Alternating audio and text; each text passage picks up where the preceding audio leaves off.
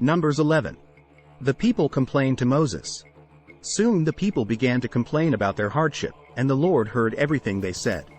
Then the Lord's anger blazed against them, and he sent a fire to rage among them, and he destroyed some of the people in the outskirts of the camp. Then the people screamed to Moses for help, and when he prayed to the Lord, the fire stopped.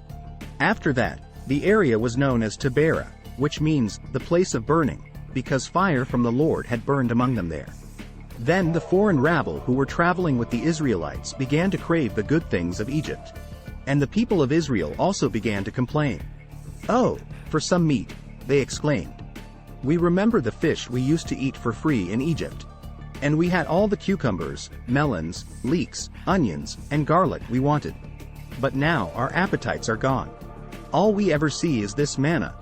The manna looked like small coriander seeds, and it was pale yellow like gum resin. The people would go out and gather it from the ground. They made flour by grinding it with hand mills or pounding it in mortars. Then they boiled it in a pot and made it into flat cakes. These cakes tasted like pastries baked with olive oil. The manna came down on the camp with the dew during the night. Moses heard all the families standing in the doorways of their tents whining, and the Lord became extremely angry. Moses was also very aggravated. And Moses said to the Lord, "Why are you treating me, your servant, so harshly? Have mercy on me. What did I do to deserve the burden of all these people? Did I give birth to them? Did I bring them into the world? Why did you tell me to carry them in my arms like a mother carries a nursing baby? How can I carry them to the land you swore to give their ancestors? Where am I supposed to get meat for all these people? They keep whining to me, saying, 'Give us meat to eat.' I can't carry all these people by myself. The load is far too heavy. If this is how you intend to treat me, just go ahead and kill me. Do me a favor and spare me this misery." Moses chooses 70 leaders. Then the Lord said to Moses, "Gather before me 70 men who are recognized as elders and leaders of Israel. Bring them to the tabernacle to stand there with you. I will come down and talk to you there. I will take some of the Spirit that is upon you, and I will put the Spirit upon them also. They will bear the burden of the people along with you, so you will not have to carry it alone.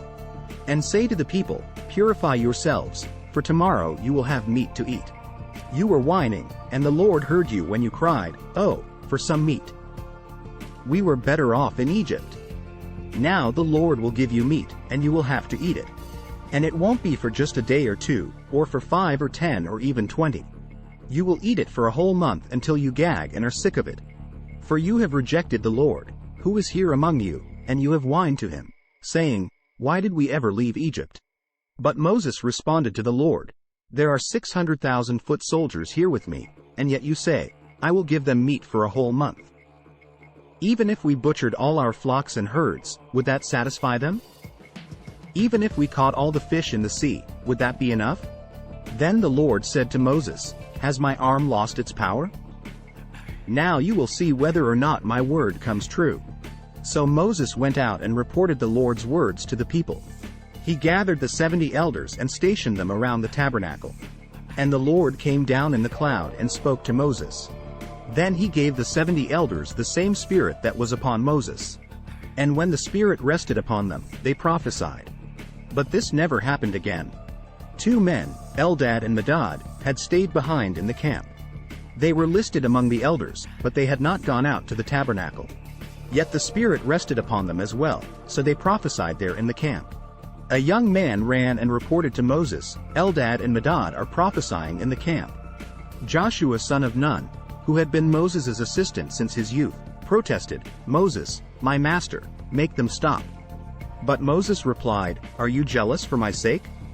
I wish that all the Lord's people were prophets and that the Lord would put his Spirit upon them all." Then Moses returned to the camp with the elders of Israel. The Lord sends quail. Now the Lord sent a wind that brought quail from the sea and let them fall all around the camp.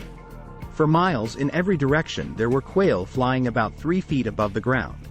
So the people went out and caught quail all that day and throughout the night and all the next day, too. No one gathered less than 50 bushels. They spread the quail all around the camp to dry.